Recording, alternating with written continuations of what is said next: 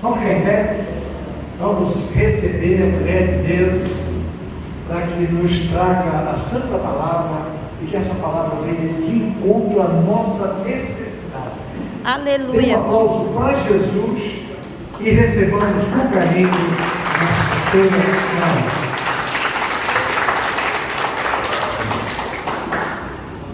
Amém. Estou feliz por estar aqui de volta com vocês. Amém. Tá? Glória a Deus, a paz do Senhor. Amém. Deus trouxe uma palavra aqui para vocês. Eu creio em nome de Jesus que essa igreja já é uma igreja edificada na rocha. Amém. Louvado seja o nome do Senhor. Gostaria que você abrisse sua Bíblia no livro de Provérbios, Provérbios 9:1.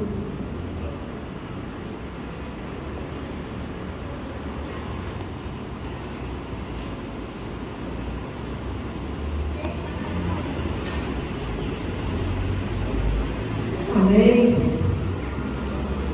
A palavra do Senhor diz assim: a sabedoria já edificou a sua casa, já lavrou as suas 7 colunas. Amém, gente? Vamos orar pela palavra. Deus, em nome de Jesus, nesse momento eu apresento a palavra, a tua palavra, Deus. Que não seja eu aqui falando, mas sim o teu Espírito Santo, Pai querido. Vai de encontro no coração de cada um dos teus servos que estão aqui, Deus. E enche cada um conforme a tua vontade, Espírito Santo. Muito obrigado, Senhor, por esse momento. Obrigado, Deus, por cada vida que está aqui, representando a sua família, por esse culto tão especial que é o culto da família, Deus. Em nome de Jesus, eu te apresento as famílias que não estão aqui, mas que nós cremos, Senhor, que o Senhor está lá com eles, guardando, protegendo cada um. Em nome do Senhor Jesus, amém. Amém. Pode se assentar, fique à vontade. Então, aqui no livro de Provérbios fala sobre a sabedoria já edificou a sua casa, já lavrou as suas 7 colunas. O que fala, o que nós podemos tirar com essa palavra em relação à sabedoria? Sabedoria de ser pai, de ser mãe, né? Pelaquilo que o Senhor nos deu, que é o tesouro mais precioso, que são nossos filhos. São as pedras mais preciosas. E tudo começa, eu falei na primeira vez que eu vim aqui, tudo começa no lar, tudo começa na casa. Se a casa não estiver edificada na rocha, que é o Senhor, essa casa, a tendência dela é desabar, né? Então essa palavra aqui que está falando sobre a coluna dessa casa tem que ser os pais, serem um exemplo para os filhos, né? Um exemplo de quê? De caráter, né? Ter caráter de pai, ter o caráter de mãe, ser homem e mulher de Deus, que se levanta pela madrugada, que vai orar pelos seus filhos, que ensina seus filhos desde pequenino como conduzir a casa do Senhor, né? Eu não nasci no berço evangélico, acho que falei a primeira vez aqui. Eu me converti, eu já tinha meus filhos, a minha filha caçula, ela estava com 1 ano mais ou menos e meio quando eu me converti, né?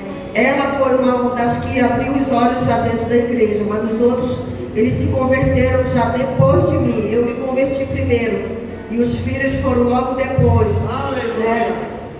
E eu tenho muito um orgulho santo, porque meus filhos, nós morávamos numa rua onde eles tinham a tendência de dar para não prestar, para ser meninos, que todos os que se criaram junto com eles morreram na mão da polícia praticamente.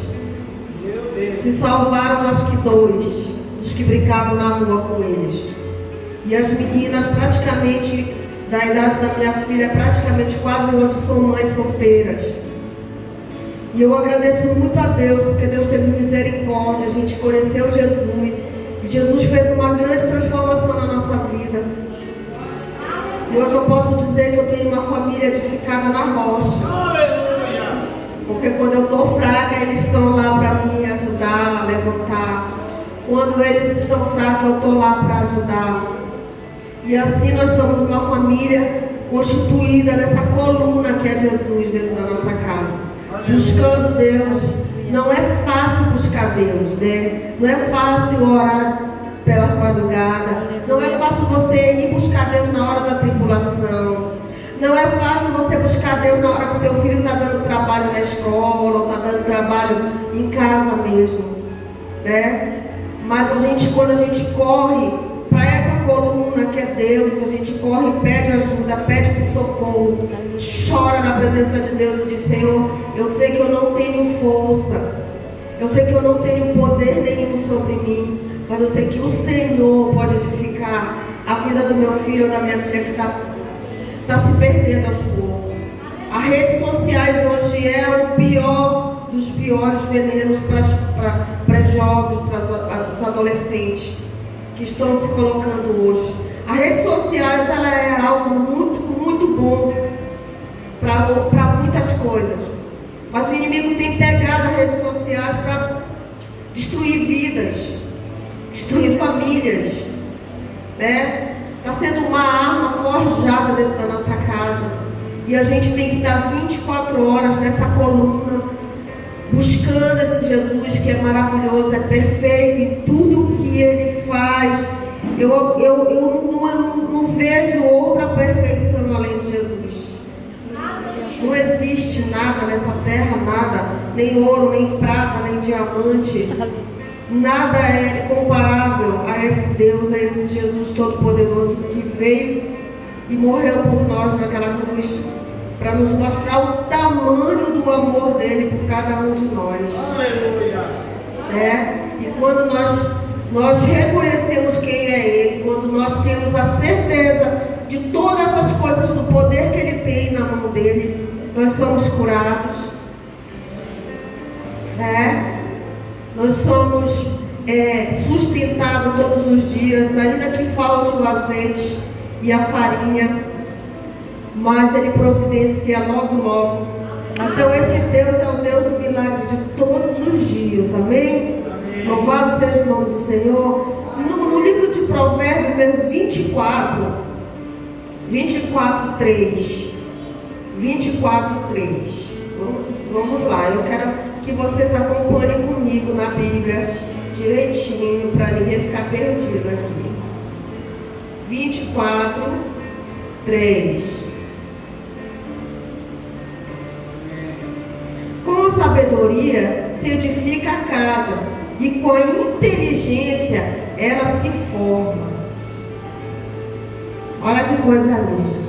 Com a sabedoria se edifica a casa, e com a inteligência ela se forma.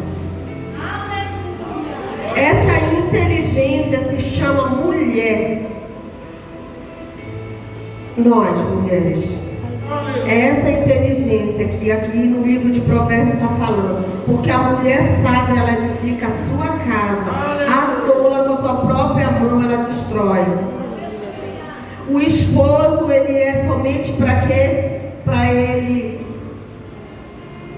ser o provedor de dentro de casa, né?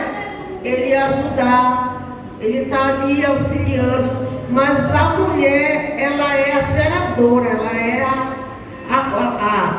como é que chama? Ela é a incubadora, ela que carrega o bebê por 9 meses. É ela que dá a luz a esse bebê.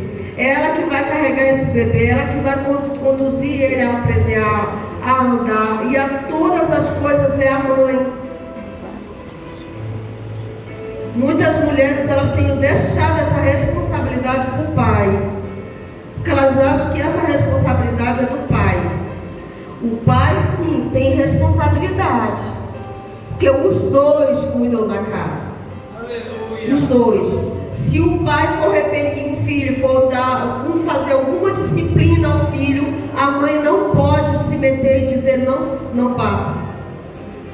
E vice-versa, porque senão você vai estar tirando a autoridade do pai ou da mãe. qualquer um dos dois que tirar essa autoridade de disciplina dentro de casa, vai carregar um fardo na costa, porque amanhã, quando essa criança crescer, simplesmente ela vai olhar para o defensor dela e ela vai correr, todas as vezes que ela errar, ela vai correr para o defensor dela. E ela vai errar sempre, porque o defensor dela vai sempre estar lá apoiando ela. Aleluia. Então nós como mulheres, nós temos que ter essa sabedoria de sentar com nossos filhos e conversar com eles. E se for necessário disciplinar. Porque quem disciplina, quem puxa a vara e disciplina seu filho, amanhã ele não vai chorar na porta de uma delegacia ou enterrar seu filho bem cedo. Então, isso que nós devemos fazer dentro de casa como mulher. Mas eu também trabalho. E eu criei esses 4 filhos junto com meu esposo. Meu esposo está ali, gente, aquele homem ali. Olha, eu apresentei ele ali. Hoje ele veio comigo. Aquele homem lindo ali, que está ali do lado da cunhadinha dele. E eu e meu esposo, nós passamos por muitos tributos na nossa vida. E tanto eu quanto ele, nós tínhamos que batalhar para sustentar nossos filhos. E eles, muito pequenos, eu ia trabalhar e eu deixava a comida pronta na panela para eles. Eles iam para a escola e quando eles voltavam, eles comiam aquela comida fria. E quando eu com meu esposo chegava, a gente pegava a bicicleta e ia para a escola para a gente terminar o ensino médio. E a gente só chegava 11 horas, 11h30 da noite em casa. Mas mesmo assim, quando eles falhavam, eu sabia que eles falhavam. E eu ia lá e eu disciplinava. E eu conversava. Nessa época eu não era evangélica ainda. Depois que eu passei a conhecer Jesus, a disciplina não foi muito severa. Porque antes eu era muito severa a disciplina. Porque eu não conhecia a verdade, então eu espancava mesmo. Mas depois eu fui na disciplina mais com jeito, mais na conversa, né?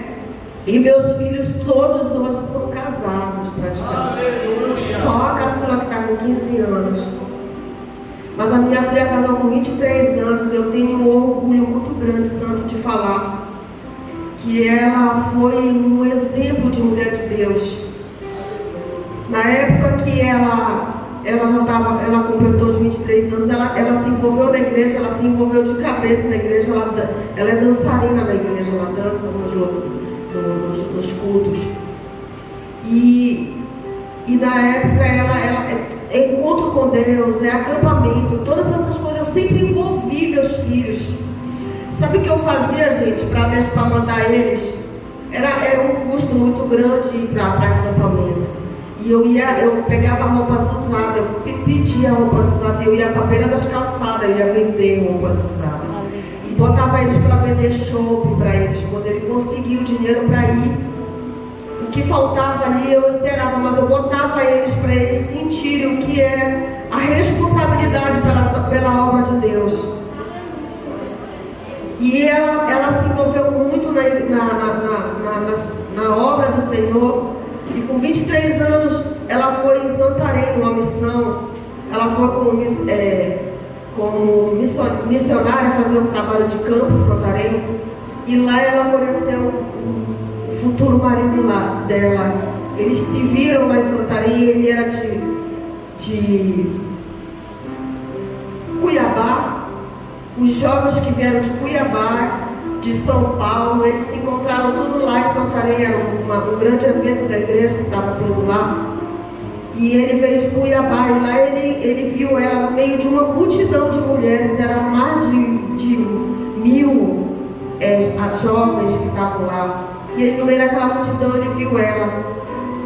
E ela sempre orou e disse assim, que pedia que Deus apresentasse o esposo para ela. E que o esposo dela fosse assim, muito parecido, tivesse as características dos irmãos dela. Porque ela via como os irmãos delas sempre foram homens de Deus. E ela sempre pedia isso. E quando ela conheceu, ele teve toda uma história lá dentro lá em Santarém, nesse ID. E quando ela chegou em casa, que ela deu uma notícia pra gente, que ela tinha conhecido esse rapaz, a gente pirou na batatinha, porque nunca nem saiu de perto da gente. Eu fiquei praticamente depressiva na época, fiquei muito triste, porque eu não queria que ela fosse embora. Orei, jejuei e pedi, Deus, não deixa ela casar com esse homem, né? Mas um dia eu orando, jejuando, um dia Deus disse assim, é com esse mesmo, não tem jeito não, ela tem um chamado e você vai ter que aceitar. E eu cheguei com ela chorando, eu falei, filha, é esse homem que você vai ter que casar. E eles passaram um ano orando um pelo outro, ele em Cuiabá, ela aqui, eles casaram. Ele veio de lá e eles casaram, e hoje ela mora em Cuiabá. Está fazendo um lindo trabalho lá, é uma líder de jovem lá, ganhando muitas almas. E eu digo assim, toda vez que eu olho para cada um deles, eu agradeço muito a Deus, porque não foi fácil. Porque criar filho não é fácil. Dá trabalho criar filho, né? Os jovens que estão aqui, as jovens que ainda não casaram, né? Que ainda não conseguiram a sua parola. Pense bem, a Bíblia diz o quê? A Bíblia diz assim, se você não é casado, que não case, né? Se você é casado, que não separe. Se você é solteiro, que não case. Mas se você estiver abrasado, que casem logo, né? Então que comece a orar pela sua esposa logo, né? Que deu pelo esposo. Mas saiba de uma coisa, que o casamento, ele é algo muito importante. O casamento não é só dizer que é florzinha, borboletinha, porque depois de 3 anos os bichos eles crescem em casa. No começo é borboletinha. Aleluia. Né, amor? No começo é borboletinha, depois é anta. Os bichos crescem em casa, né? E aí a gente vai começando a entender que o casamento, a gente vai começando a entender que o casamento não é brincadeira. Quando eu fui em Cuiabá, eu fui conhecer a família de Douglas, eu cheguei lá e eu me joguei daqui, porque eu não sabia que lugar que a minha filha ia entrar, que família que ela ia entrar. E eu fui para Cuiabá e quando eu cheguei lá, eu fui conhecer os familiares de Douglas e fui conhecer lá o pessoal da igreja. Lá eles trabalham com discipulado, tem um casal que cuida dos casais. E eu passei a noite toda conversando, levei até 3 horas da madrugada conversando com o casal de discipuladores. Eles falaram, não, fique tranquila, eles vão casar, o casamento é maravilhoso. Eu falei, você é casado, né? Ele falou, sou casado. Eu disse, você tem problemas? Ele disse, tem. Eu disse, nem tudo é flores.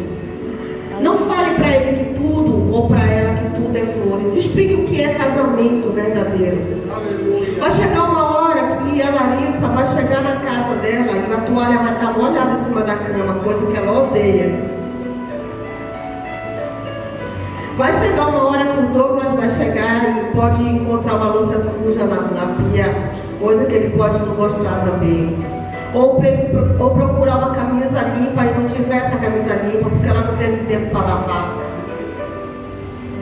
E assim o casamento ele vai se colocando de diferença. Quando a gente se junta, quando a gente se une, cada um tem os seus costumes nas suas casas. E quando a gente se une, nós levamos esse pacote junto. E se nós não tivermos a sabedoria de conduzir esse casamento, vai existir o divórcio, vai existir a separação. Os filhos vão sofrer. Tantos casais por aí hoje que estão separados, que se separaram das suas mulheres, o homem separou, às vezes deixou a esposa por outra, ou vice-versa, porque não teve alicerce, não teve esse alicerce. A mulher muitas das vezes não foi sábia o suficiente para suportar a dor de muitas coisas. Porque quando o filho nasce, a mulher ela se ocupa muito demais, ela acaba não dando o tempo suficiente para aquele esposo. O colo que era só dele vai ser dividido por outro colo, não é isso, pastora? Vai ser dividido por outro colo e sucessivamente. Então o casamento é uma coisa que as duas pessoas elas teriam que estar certas naquilo que elas têm que fazer. E Deus ele tem que estar em primeiro lugar nesse casamento. Ele tem que ser o alicerce desse casamento. Quando você vê que está o barco meio que balançando, corra para o quarto e ore. Busca Deus. Em oração, jejue pelos seus filhos.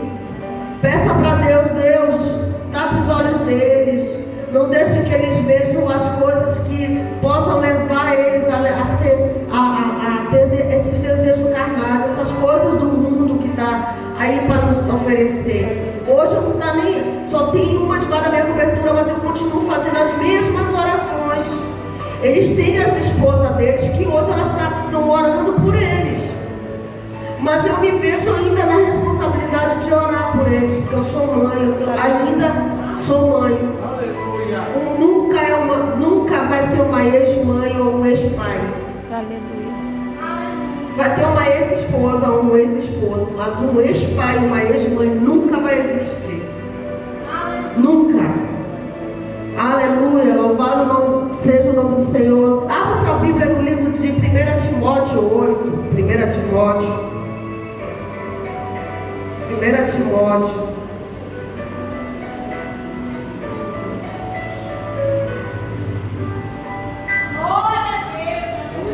Timóteo 5, 8.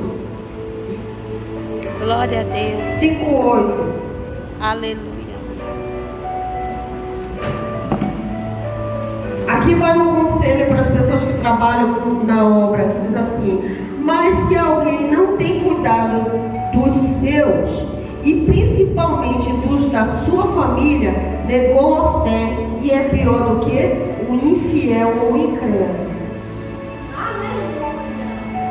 Existe esse versículo aqui, ele é uma ponta-chave para nós que somos obreiros, para nós que somos que temos os cargos dentro da igreja, as missões de dentro da igreja, né? Que muitas das vezes nós nos dedicamos muito, nós nos enfiamos de cabeça dentro da igreja, muito preocupados com as coisas que estão dentro do templo, e às vezes nós esquecemos do de casa. E a Bíblia fala que, mas se alguém não tem cuidado dos seus, e principalmente dos da sua família, negou a fé, é pior do que o incrédulo. O incrédulo significa uma pessoa do mundo, uma pessoa que não tem fé, que não tem caráter, uma pessoa que não tem dignidade. Não é, pastor, isso? Então nós não podemos colocar todo o tempo a obra em primeiro lugar. Qual é essa base aqui que nós lemos aqui no livro de Provérbios, que falou sobre essa coluna? A base é Deus, né? A família, aí a obra e o trabalho. Então assim, muitos colocam Deus, às vezes ou colocam o trabalho e depois a família, ou colocam, muitas das vezes, quando a pessoa fica muito ativa nas obras de Deus, ela coloca Deus, a obra e a família, e assim sucessivamente. Às vezes a família fica sendo o último patamar, e a família não é o último, a família é o segundo, porque Deus é a base. A família está debaixo da cobertura de Deus. E nós temos que ter esse cuidado de tratar, de cuidar. E quando a situação que foge do controle, que você não está conseguindo dar conta mais, para que você tem que correr? Para a cobertura que está acima da sua cabeça, para Deus. E buscar Deus, e orar, e buscar, né? Porque eu acredito assim que a obra de Deus, ela é muito importante. Eu amo fazer a obra de Deus, eu amo, uma coisa que é o meu chamado. Eu peguei isso para mim quando Deus falou comigo que era esse o meu chamado. Era o id de Deus. E eu ir até para as nações, se for necessário. Daqui com o tempo, eu não sei para onde que Deus vai me levar, até eu ir para a glória. Mas é algo que eu gosto de cuidar de pessoas, eu gosto de fazer célula, eu gosto de estar em reuniões. Mas eu nunca deixei a minha família, deixei de lado a minha família para colocar a obra de Deus. Porque muitas das vezes quando eu estava ali, que eu via que as coisas já estavam começando a tombar, sair do nível, eu já voltava lá e já começava a conduzir eles. E eu sempre falei uma coisa para eles, que a obra de Deus é um casamento.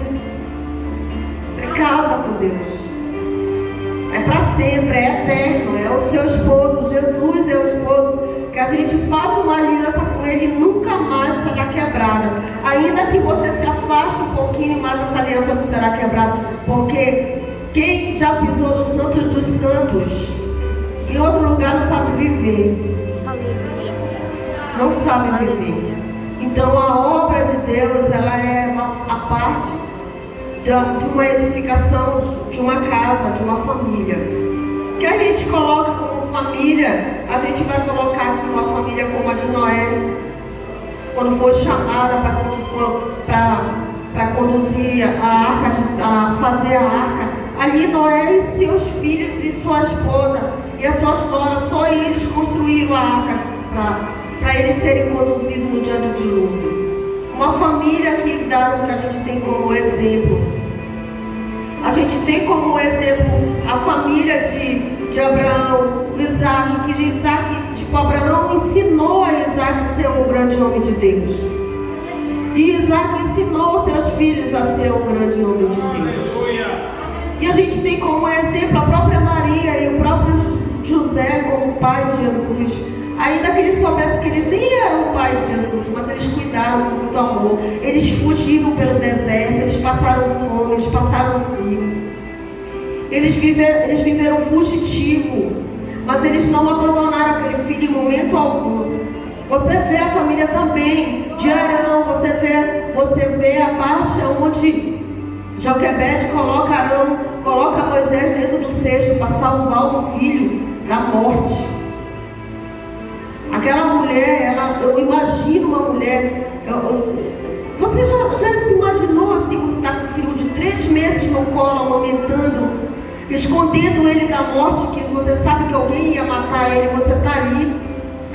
Vamos colocar assim, tipo ali, um filho lá no hospital, quase entre a vida e a morte, você no desespero total, orando e pedindo para Deus para que o seu filho não morra. Joquebede sabia que aqueles homens iam matar o filho dela, e ela aguentou por 3 meses aquele menino sem chorar. Não sei como eu fico imaginando como que ela conseguiu. E eles não acharam essa criança dentro dessa casa. E quando ela viu que ela não ia mais dar conta, ela preparou aquele cesto com muito amor e carinho. Ela tapou todas as brechas onde poderia entrar água. Ela botou aquela criança dentro daquele cesto e soltou naquele rio. Eu imagino o coração dessa mãe, como não foi ao soltar Moisés ali naquele rio, sabendo que poderia um bicho, uma cobra, qualquer coisa entrar naquele cesto e matar. Mas ela confiou no Senhor, no Deus Senhor. E aquela criança foi cair justamente lá no palácio com a filha de Faraó, né? Foi criada ali. E quando a filha de Faraó achou ele, para ver as coisas de Deus como é tão perfeita, que o que aconteceu? A filha de Faraó pegou aquela criança e mandou de volta para a mãe amamentar. Deus, Ele cuida dos nossos filhos com muito amor e com muito carinho. Porque nós somos os herdeiros dessa terra, nossos filhos é o ouro e a prata. A Bíblia diz que quando nós chegarmos diante de Deus, Ele vai nos cobrar. Ele vai nos cobrar.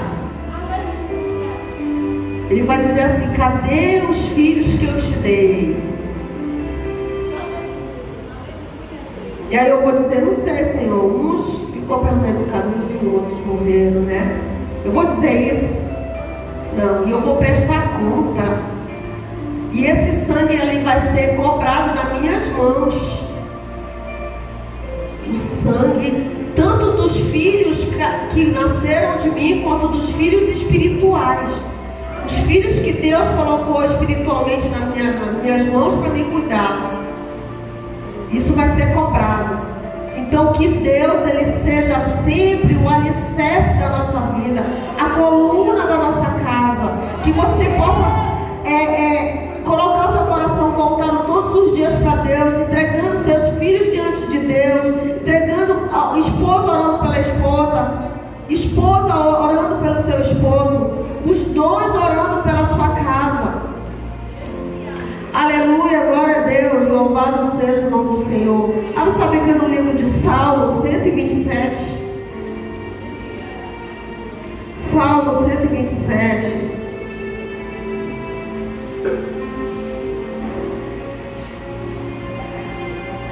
(127:3). Olha o que diz aqui: eis que os filhos são herança do Senhor, e o fruto do ventre do seu galardão. Louvado seja o nome do Senhor. O 128 diz: bem-aventurado aquele que teme ao Senhor e anda nos seus caminhos, pois comerás do trabalho de tuas mãos. Felizes serão e te irão bem. A tua mulher será como a videira frutífera aos lados da tua casa, os teus filhos como plantas de oliva à roda da tua mesa. Isso é promessa de Deus. É a promessa de Deus. É o que Deus está falando para você. Ele está te entregando algo sobrenatural. Ele está dizendo que os filhos são herança dele. Coisas maravilhosas. Fala que a esposa, a mulher, será como uma videira. Você sabe o que é uma videira? A videira é onde ela é representada na Bíblia. Quase no Velho e Novo Testamento ela é falada, a videira. Não sei se vocês... Videira verdadeira, né? Fala muito da videira. Por quê? Porque ela é a árvore que traz aquele... Tira o óleo, tira o azeite, que transborda. Por isso que é essa essência que ele compara a herança do Senhor, os filhos como a videira. Porque você tem os filhos, daqueles filhos sairão netos, dos netos sairão os bisnetos, os tataranetos. O que você tem feito para você ter uma geração eleita, uma geração que vai fazer coisas maravilhosas nessa terra? Porque você sabe por que o mundo está desse jeito? Porque os pais deixaram os filhos fazerem o que eles querem. Tudo que os filhos querem fazer, os pais deixaram. Os pais esqueceram Deus, o soberano de todas as coisas, e acabaram se prostituindo.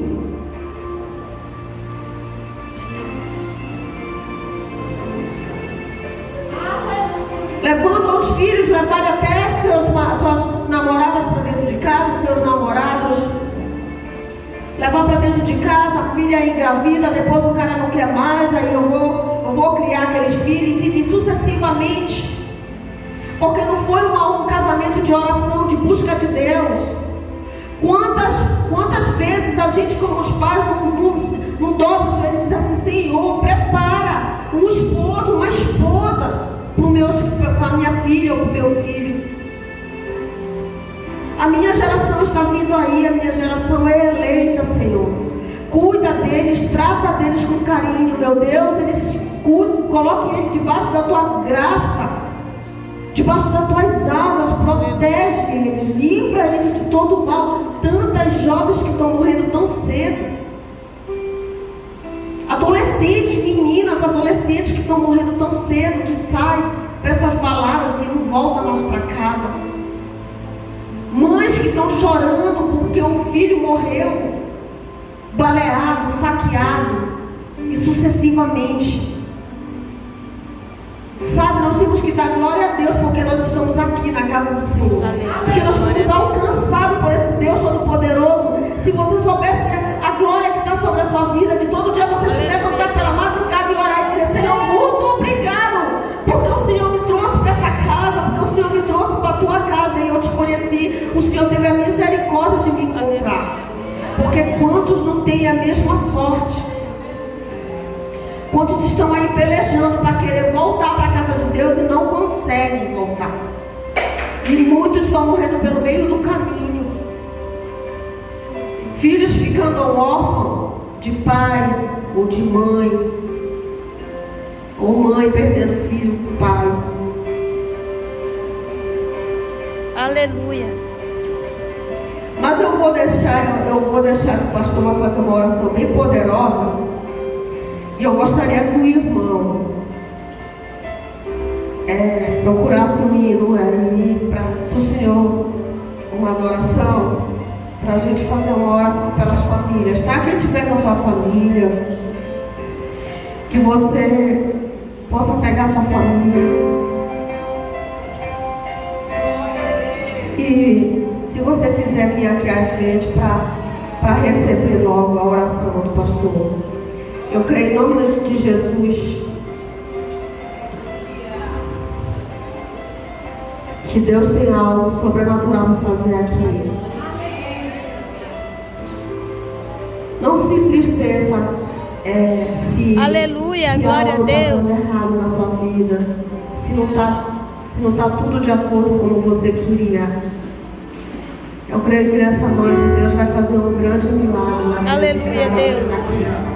Em nome de Jesus. Amém.